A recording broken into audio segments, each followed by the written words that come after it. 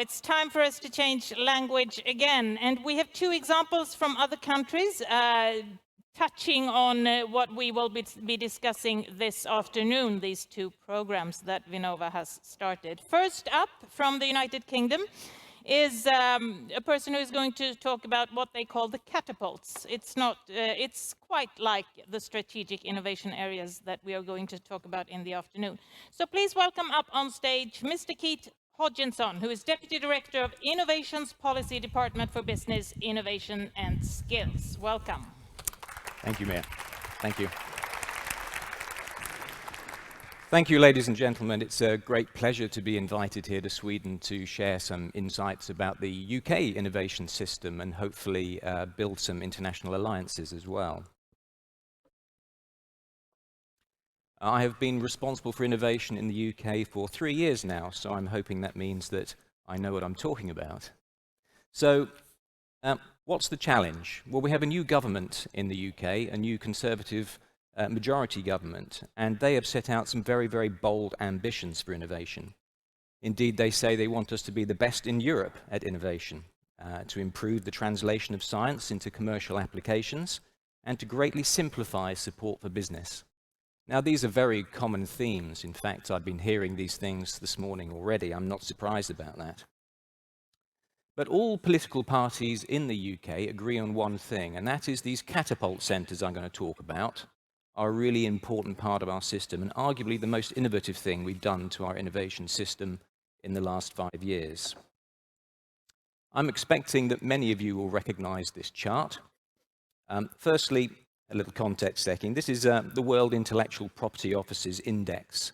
Now, indexes like these should be approached with some caution.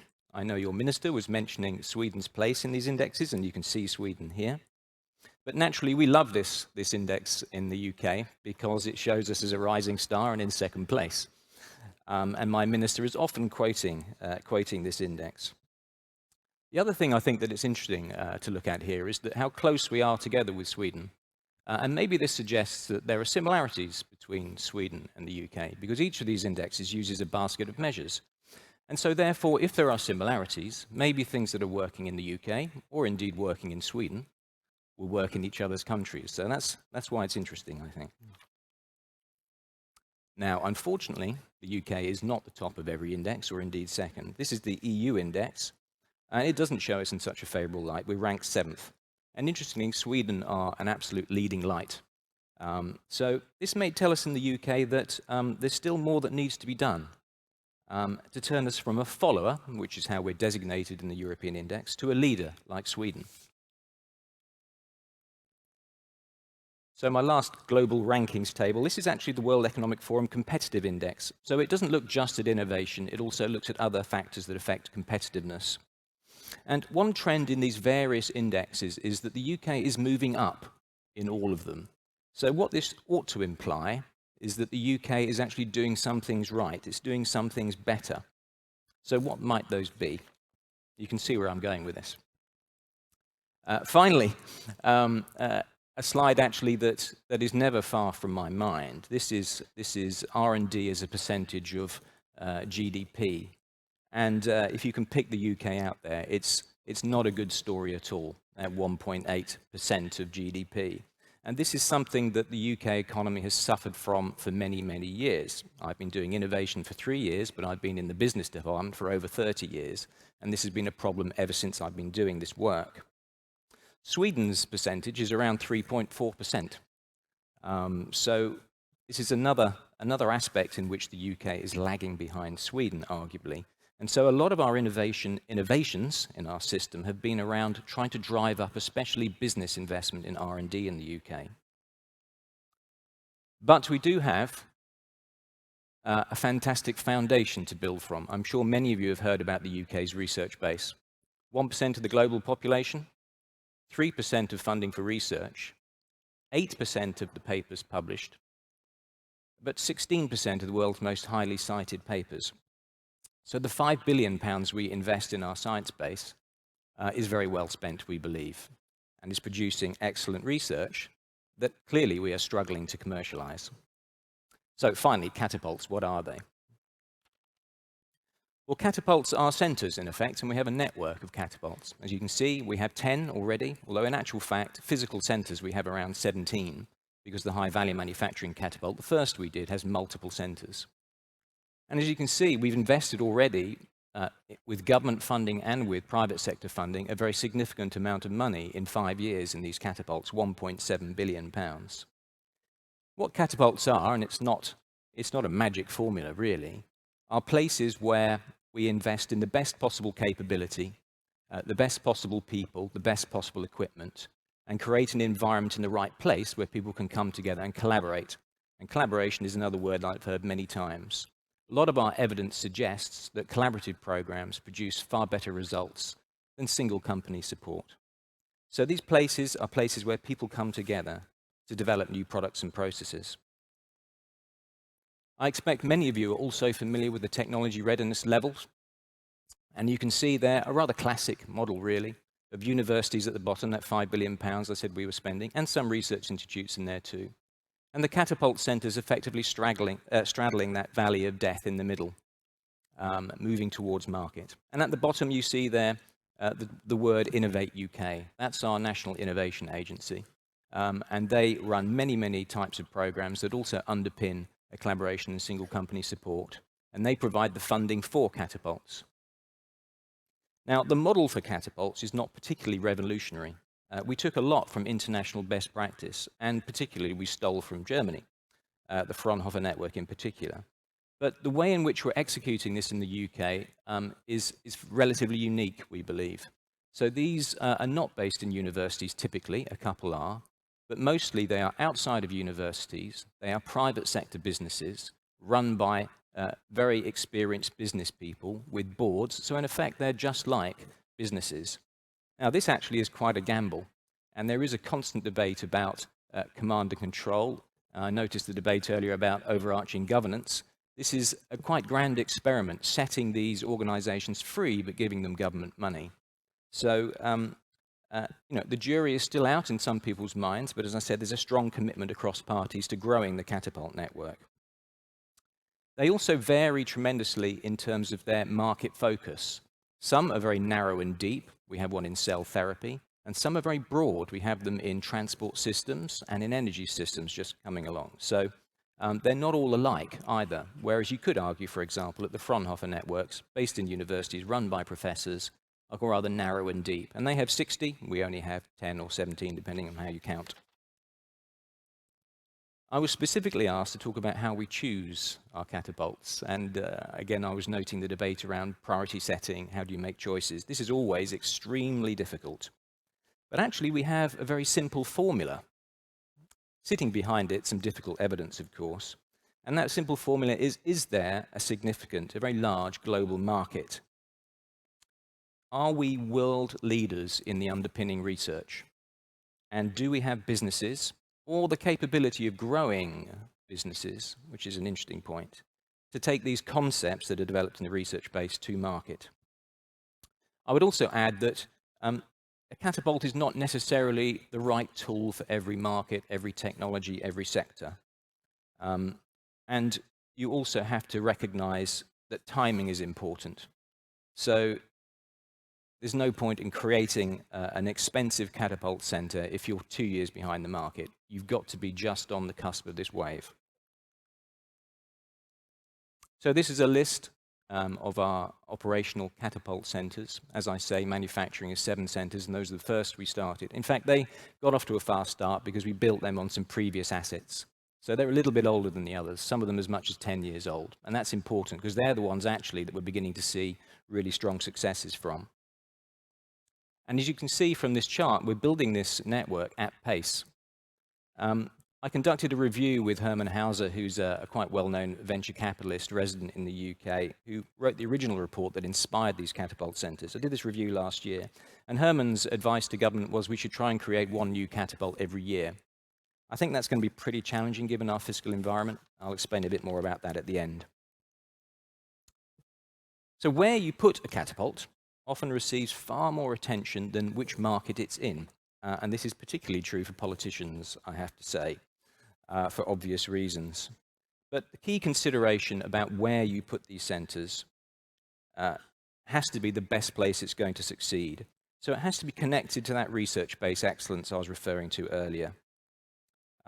It has to be close to the companies, to the clusters, if clusters exist in that sector, so you can achieve those connections. Small companies don't travel far, typically. And this is one of the challenges we're facing. In fact, the digital catapult, which is based in London, has already created 3 spokes in clusters around the country. So whilst this model was very much supposed to be one center for one market, already we are finding that actually that's a little bit too simplistic for some, not for all. So I wanted to conclude with a few case studies. This man is Richard Kirk. He's worked with the High Value Manufacturing Catapult, and he's created a business called Polyphotonics. And Polyphotonics has created this mask. It's called the Notura 400 Sleep Mask. It's a therapeutic device set to revolutionize treatment for degenerative sight-threatening conditions caused by age and by diabetes. So this is a mask that has organic LEDs in it, which you wear at night, and the light penetrates your eyes through your eyelids. And the studies at the moment, it's at stage 3 trials at the moment, suggest that it might save our National Health Service £1 billion. That's a big number. Obviously, this product has to succeed. But I think it also illustrates the fact, and this is another point your minister was making about procurement and innovation. It's a very difficult thing to solve, but there are win-wins in here if you can also affect your national spending in societal challenges like healthcare, for example. So I particularly like that example, even though I could have put up loads from Rolls-Royce and other big companies you'd have recognized. The SME ones are harder to achieve and really interesting, I think. I mentioned we have some narrow and deep catapults. We have one in cell therapy, which is also in London, in Guy's Hospital. And they are, for example, they've created a revolutionary new treatment for people diagnosed with acute myelogenous leukemia. It's currently in the trial phase as well. What it does is it modifies the patient's own stable white blood cells in a way that effectively gives them immunity to the leukemia. This is an example of a fairly significant investment by Catapult, £10 million on one project. Again, working with universities like Imperial College and UCL, but also with small companies as well, which are, in many cases, the future of revolutionary new technologies like cell therapy, rather than the big pharma companies. Finally, I mentioned that we have some systems catapults rather than some narrow technology ones, and we have one in transport systems, which has been running for just over a year. An example of one of their projects is this thing called departure planning information. So there are 7 airports now in the UK that have adopted this technology, and it's a partnership between the Catapult, Air Traffic Control, and our Civil Aviation Authority. This is an example of a £750,000 project, so relatively small, but already we are seeing £10 million in benefits due to reduced delays in plane departures and arrivals. And of course, the small companies involved in developing that technology have also benefited. So there is a strong connection to be made, not only between businesses and business and universities, but also between these catapults and government in terms of solving our problems. So finally, a rather boring looking slide, but actually these words really worry me as a policymaker. So I'm going to be completely frank here. In the UK, I don't know if any of you read the UK papers, but we're heading for a very, very tough spending round. The announcement is going to be in the Houses of Parliament on the 25th of November. My department, BIS, is an unprotected department. So some departments in the UK are protected, like defence and health in this spending round, but mine isn't. And we're the largest unprotected department. And we haven't settled yet. So some departments have settled for 30% cuts to their programmes. So you can see where it may be heading for BIS, although of course there are still some days to go. So I am expecting actually to have a very challenging time in terms of delivering both our science and innovation policies going forward. We're going to be seeing quite a lot of transformation in the UK. So in future, catapults are going to need to be even better, but cost less. So there's one challenge. There's also going to be this pressure, I think, to put catapults in areas that have potential, but not necessarily overt strength at the moment, in order to try and raise up parts of our country that are not succeeding as well. So if we do that, expectations will need to be pegged back about how quickly they're going to deliver. And if a catapult fails to deliver, we're going to have to get really bold about something we call sunsetting, which is if they're not succeeding, basically you cease funding them. They probably won't cease to exist immediately because they're private sector organizations and may move nearer to market and provide business service. But we need to invest as a public sector with limited funds in those that are showing the greatest sign of success.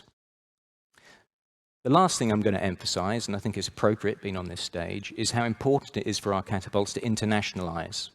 Again, value chains were mentioned earlier.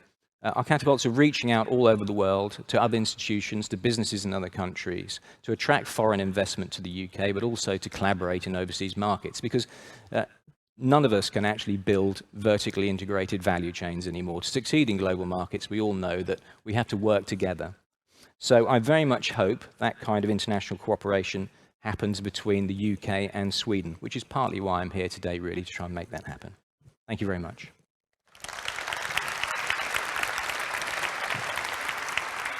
Thank you very much for this presentation, Keith. So you're here to start some new corporations. Now, it's a tough future for you. You said it might be 30% of cuts in your budget. How will you come over this? Yes, it is going to be extremely challenging. Well, my department is responsible for higher education, for further education, for science and for innovation. So the absolute share of this very large cut, however large it might be, is going to be shared out amongst these different but connected activities. So it is a really serious challenge. I think one thing that is quite likely that we're going to do is to try and move towards providing not just grants, but to new forms of finance products, repayable products. We see this happening in places like Finland and in France, for example, and the UK has, I think, lagged behind some other innovation nations in terms of the type of support, direct support it gives to companies. But this does give us quite a challenge with the Catapult network and for research institutions, because they can't pay back a loan, just to simplify this conversation. So we will be retaining grants in order to support not only businesses, but also the institutions that are unable to pay back, but are a vital part of our innovation system. So that's one way. Basically, less grants and more loans. That's a possibility. I mean, obviously, this announcement is going to be on the 25th of November. It's not my role. You have another week to lobby. I think it's extremely likely, though, that we will be giving more, well, repayable grants, soft loans, even equity-based products. We already do some equity work in the UK through something called the British Business Bank. So we're looking at all of these avenues to see if we can do more of that, to have a more balanced system that arguably has a continuum of financial support that helps companies on their innovation journey to market. At the moment, we feel that we have some gaps. And of course, it also has the advantage that some of the money will come back in. And actually, in government accounting terms, it doesn't count against the deficit. But I won't bore you with government accounting. So you told us here that your catapults they are run as a private sector business, not as we do basically here in Sweden. It's research institutes or agencies. I guess there has been quite a debate, or yes? Well, it's interesting, actually. You'd have thought there'd been a much bigger debate about their status. And I think it's one of those policy choices that seemed to make sense at the time. Maybe in the wake of the financial crisis, we were getting very experimental. So we started quite a lot of equity fund type approaches, for example. Maybe there was a slight air of desperation. We have to do something different. We've got to get ahead of the competition. I think maybe that was part of it. I was involved, even though I wasn't responsible for innovation, because I was responsible for manufacturing. Indeed, I wrote for the manufacturing plan for growth, which had the first catapults in it. Yes, it was a bold decision. Having taken it and created these organizations, now there's actually a level of anxiety. But I like this. I think its experimental nature is really important. I don't think we're ever going to achieve anything if we stick with the same old models. But also, you need a very rigorous governance process in order to make sure that their business plans are being delivered on. I didn't say much about the funding model, but it's similar to the Fraunhofer model. A third of their funding is core funding, which buys their facilities and their people. A third is competitively won through grant schemes, or in the future, potentially, through new products. And the last third is business revenue. This is revenue they get from working directly with business. So we core fund these organisations, which means that we still have leverage. We still have a governance process through the Innovate UK board that examines their business plans. These business plans are reviewed every 5 years. So if they're not succeeding against their business plans, we have the lever of their funding in order to influence what they are doing. We can narrow their focus, we can change their focus. So you still have the leverage there. You said this was invented after the financial crisis with an air of desperation. Do you need this kind of desperation or sense of urgency to actually take bold decisions like that? That's an interesting question. I think it helps. I mean, my personal feeling at the time was this is a good environment to innovate in. I think at times of crisis, it does bring out the best in people, in nations. It makes people work together. So whilst I don't want people to feel that they're constantly in crisis, that sense of pace that you need and the urgency around working together and trying new things is terrifically important. And I'm sure it's alive and well in Sweden. The catapults are part of trying to create that. And I think if you putting leading business people who are really enthusiastic about doing this in charge is so far working. A lot of these business people were quite frustrated, interestingly, working in the corporate world. Some of them have come from big businesses or some of them have left their big businesses and spun out small ones because of that frustration. Suddenly they have funding to play with in an environment that has the best tools that we can afford, and it's extremely exciting to them. So I think great things are beginning to happen. I think maintaining that level of leading edge excitement is going to be a bit of a challenge. Even when the crisis is not there? Well, there are constant crises, whether they're societal challenges or what. It's a question of feeding off that, I suppose, in a very positive way. It's a good spur for innovation. Now, Keith, you will be back this afternoon, and I guess we will have time to compare also the Swedish system with your system. Thank you very much for coming. Thank you. Thank you.